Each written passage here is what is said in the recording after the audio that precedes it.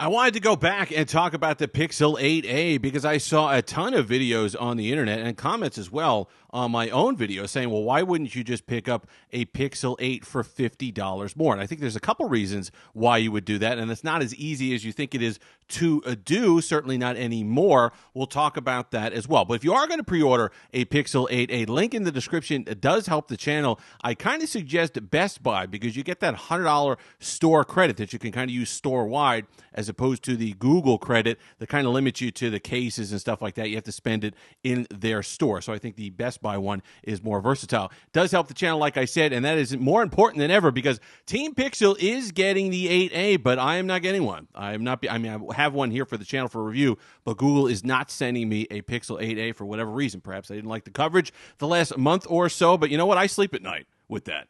I'm okay with that. If you have a problem with me telling you when you do dumb things and warning consumers about things about your products, then if you don't like it, then go somewhere else. You're going to hear the good stuff about Google and the bad stuff right here. Things that they do right, like the Pixel 8 Pro, which I think was one of the best devices of last year, but also things they do wrong, like with the Pixel Fold. You're going to get both edges of it here. So if you want that, please keep supporting the channel as best you can and use those links. But let's talk about the Pixel 8a and the price-wise and what people are talking about. Well, we've seen this movie before. In fact, we saw it last year when the Pixel 7a came out. People said, well, why wouldn't you just pick up a Pixel 7 for $50 more? Google learned their lesson a little bit with that. They did change the prices last year, but this year they did it quickly. They moved the price of the 7 up, and then they left the 7a the same. Now, the 7 did go back to that sale price, $500, $550, but at the same time, the 7a got a haircut, and I think you're going to see the same thing. Pixel 8 right now is $699 on Amazon, on their site, all the rest of it. Pixel 8a is going to come out at $500. Yes, there's a $200 difference there. Will the Pixel 8 go back on sale for that $550, maybe even $500? Absolutely. But at the same time, I think you're going to see the 7a with a similar haircut. So you could pick this one up for $450, $400, and where the 7a landed, eventually $375. So regardless of what you think on the price difference, I do think there's going to be a gap of at least $100, if not $150, always between these two devices. And then that becomes the conversation. Sure, you could wait as long as you want to get a Pixel 8 for $550, but you could do that all day long. Oh, well, wait on this phone and wait on this phone and wait on this phone. You could do that until the cows come home. But I'll tell you another thing, though. I don't know if I could say it because of the I don't know if it's public information yet or not, but there's a carrier out there that's going to offer the Pixel 8a for free with a new line. So this is going to be the Google carrier phone like the A15 was for Samsung and their cheaper devices, the one that carriers cut.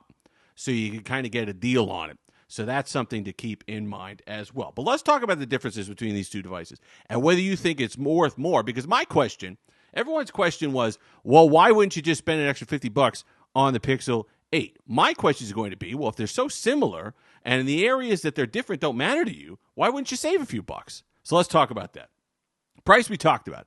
Build construction. Yes, okay, you get the plastic on the back, but if you put a case on your phone, that really doesn't bother you anyway. Yes, I understand the bezels on the 8a are going to be larger. They're using an older OLED technology. It's glass, it's thicker, it's whatever else. It's cheaper to make. That's the way they make it. Not going to be a super actual display, going to be an actual display.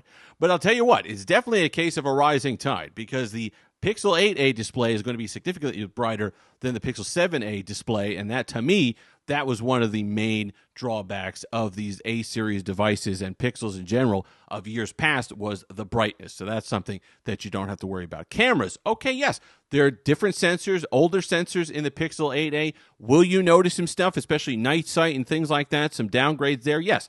But I expect that to be similar to the kind of difference in cameras between the Pixel 7 and the Pixel 7a. Go back and watch some of those comparisons. If that didn't bother you, or if you're just not, I find it hard to believe you're getting a Pixel and you're not into photography, but if that doesn't bother you, then is that worth $200? $150? Same thing with the build. Is the plastic worth $200 if you're throwing a case on it anyway? Is that worth $200? The display not being super accurate, not as bright, is that worth $200? See, this is where the conversation starts to get more interesting. It's not that big of a difference when you think about it. So everyone's talking about, well, why wouldn't you go with the objectively better phone? And granted, the Pixel 8, no argument there. The Pixel 8 this is the Pro, but the Pixel 8 is the objectively better device. But how much so? How much extra are you willing to spend for that objectively better device? The wireless charging bother you? 18 watts on the Pixel 8 versus 7.5, which is anemic, on the Pixel 8a? Maybe that bothers you. Is it $200 bothers you? $150 bothers you? I don't think so. Small display size difference. There's a couple different things. You're getting 120 hertz on the 8a. You're getting 8 gigs of RAM. You're getting a lot of Tensor 3.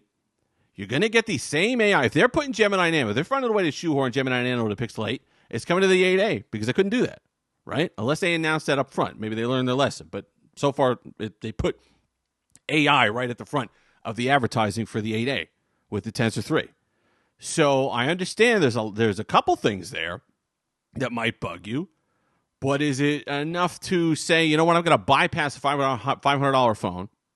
I'm going to wait 2 or 3 months for the Pixel 8 to come back down to $550, where this will be $450, $400, or you're going to, save some money now and pick up an 8A. And that's a conversation for some people. I understand it might not be for you. It might bug you. Bezels bug people for some reason. I don't know. If bezels bug you, then the 8A is not going to be your device. But if you have just kind of the regular Google complaints, connectivity, overheating, the rest of it, well, then these devices aren't for you, period, ended. So you're not worried about Pixel 8 versus Pixel 8a. You're not going to get either one of them. So if you're already a Pixel fan and you know it, if you're looking for the next generation of stuff, if you're looking for the 7 years of software support, which the Pixel 8a is going to get, which is phenomenal at that price range, if you're somebody who's good at, you like the now playing, you like to call stuff, you like all the you like getting the feature drops every so often, if that's something, you're already in the Pixel ecosystem, your mind, your brain is in the Pixel. You got a 6A that you love.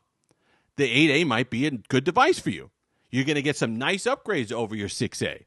Most likely better battery life, better display, stuff like that. So these are the things that people have to start thinking about. And that's worth a discussion at least. So while I understand it's enticing, and you just saw, they did the same thing. It was like people were like kicking themselves for not getting the 7 when it was $550. They did the same thing last year. I understand. Yeah, it would have been great. If you got a Pixel 8 at $550, you're winning. No problems. You're loving life right now. But if you didn't, you're going to have to either wait or pick this up. And I don't think you're getting ripped off because don't forget, when the Pixel 8 comes back down to $550, this isn't going to be a $500. This will be $50, $100 off at that point. So ask yourself. Don't be sitting there and thinking it's static. Well, this is the 8 is $550 for life and this is $500 for life. No. They're going to come down together. So it's more a conversation of what is the gap between the two devices. And is that gap worth the additional money that Google's going to have me pay for an 8 over an 8A? Personally, I don't think it is. If there were a RAM difference, if there were a more significant screen difference, if there were, I don't even know what you tell you. The batteries are almost identical sizes. Charging speed, okay, wireless charging speed, is that what you're going to get uppity about? The night sight shots not being as good? Okay, that might bug you. Does the $200 bug you? That's the question to me, and that's the one that I think everybody is really ignoring when they talk about these two devices. Just kind of looking at the headline number and say, well, why wouldn't you just get the better one? Well, I pose that the other way. Why wouldn't you just get the cheaper one if they're that close? If you've made it this far, like, comment, subscribe, all that fun stuff. Until next time, have that Steve-licious day.